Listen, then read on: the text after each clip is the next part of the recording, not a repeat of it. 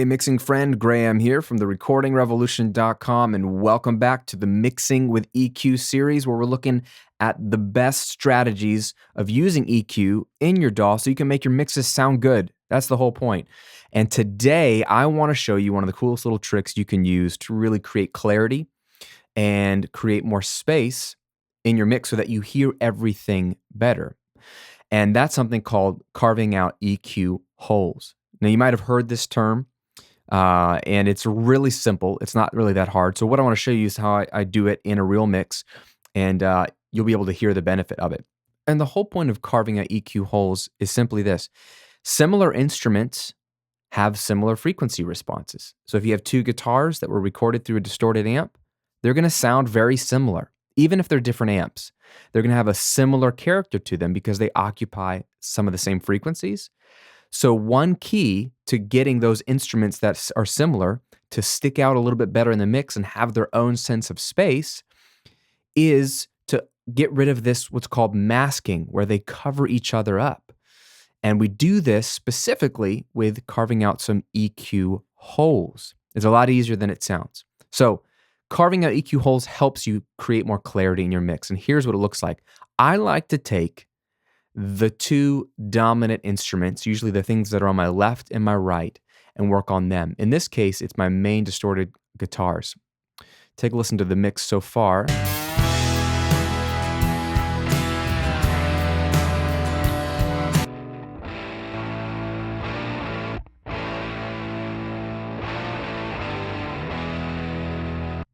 Those are my two main dominant instruments in this song. They're both distorted guitars. One was recorded through a Fender Deluxe, one was recorded through a Fender Bassman, and so different amps, but similar tones, right? What I want to do is carve out some holes on these guitars so they sound like they have more clarity. Let me show you what that sounds like after the fact, and then I'll show you what's going on. I've got an EQ on each one, and I'm going to kick them on, and you'll hear the difference.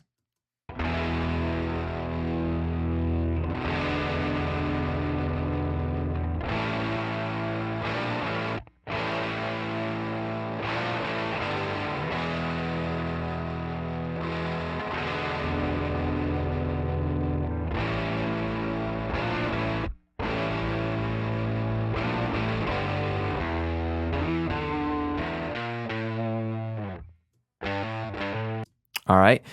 Obviously, they thin out a bit, partly because of the major high-pass filter, but the big difference is that they have more of a distinct sound. So take a look at what's happening here. On guitar one, what I've got on this EQ is a high-pass filter rolling off the lows and a notch that I've taken out about 264. And this is the same on both guitars. This is more a general thing. Clean up the low end that doesn't need to be there, and there's a low-mid buildup that just didn't need to be there on those soupy guitars. But what's more interesting to me in today's video is this, the green guy and the blue guy, these top two EQ moves. On the guitar on the left, which is this EQ, I have a little boost here at 1K, and then I have a little cut at 2.5K. And by little, they're about 3 dB chunks, okay? I've talked about that before. It does not matter what the chunk is. Today, I'm showing you that I've got a boost at 1K and a cut at 2.5K.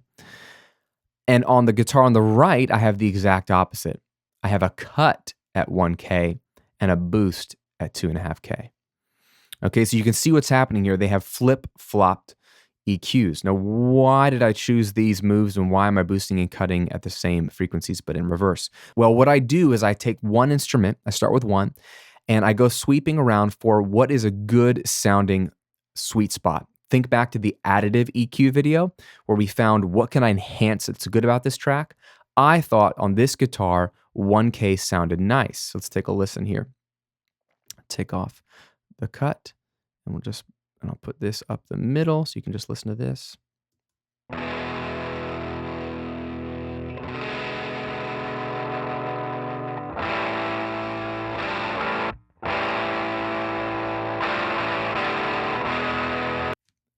Now that sounds like a little telephony, but that's what's cool. I liked that sort of mid-rangey bite of the guitar.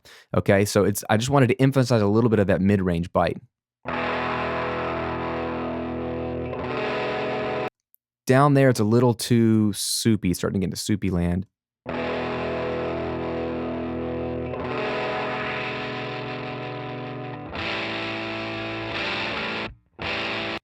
That's the common like boosting range for most people in the guitars because they think it sounds bright, but it just makes your mix harsh. So I didn't want to do harshness. I just wanted it to cut through nicely in the mid-range.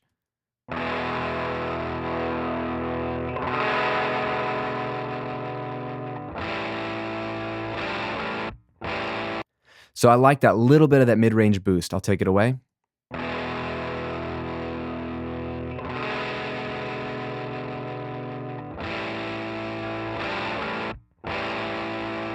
Right? So it just makes it poke out a little bit.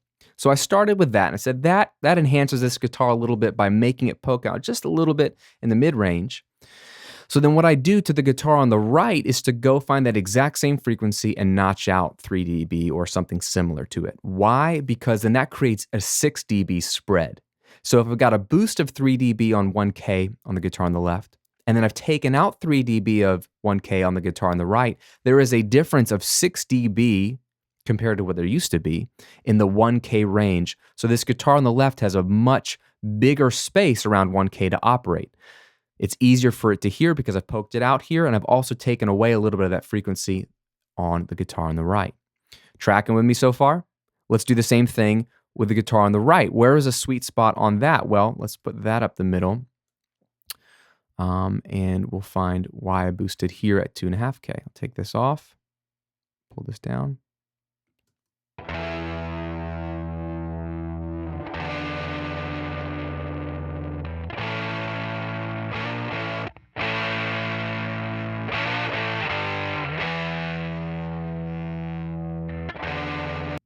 Right? That just brought a little bit of the clarity of that guitar without it being harsh.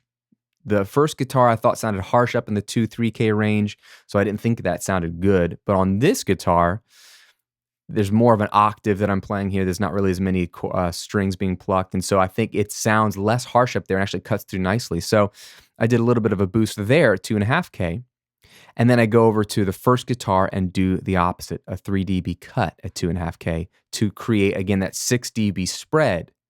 So now what I've done is I've taken two guitars that were relatively similar, and I've now created two 6 dB gaps, two 6 dB holes for them each to live in.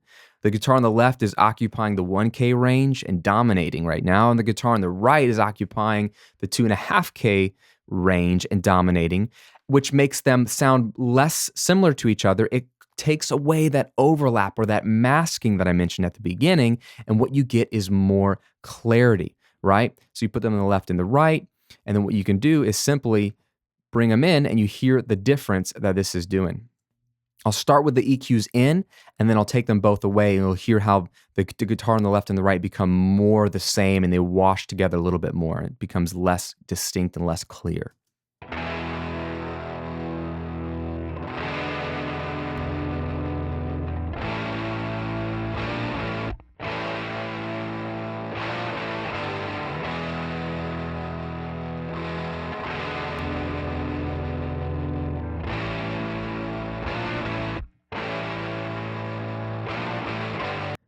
Now, what this does in the mix is not only give you more clarity, but it allows the mix to sound a little wider. This is one of the bonuses of it. So let me play this in the mix, and you can hear how the mix gets a little less distinct when I turn off the EQs and a little more distinct when I turn it back on. And again, I'm just affecting the guitar EQs, this one on the left and the right.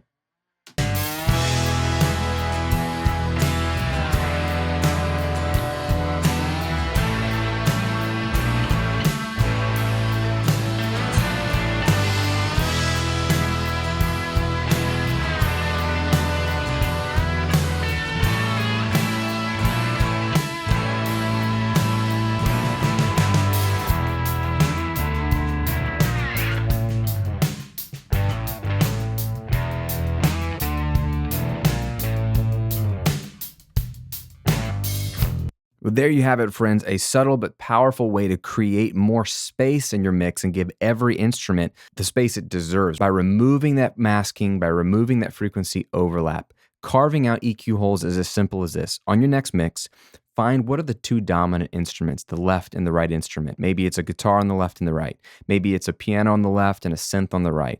Whatever you have on the left and the right is the dominant mid-range instruments.